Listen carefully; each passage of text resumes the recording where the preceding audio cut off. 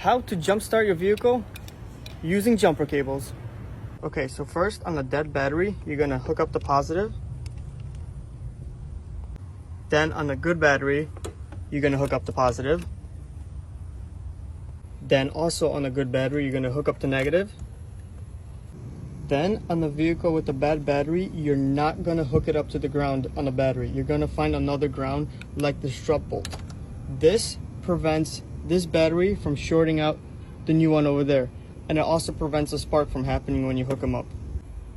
So now you're ready to start the vehicle with the good battery. Let it run for a minute and then start the vehicle with the bad battery. And to disconnect it, you're gonna do everything backwards. Thanks for watching, guys, and I hope this helps you guys one day.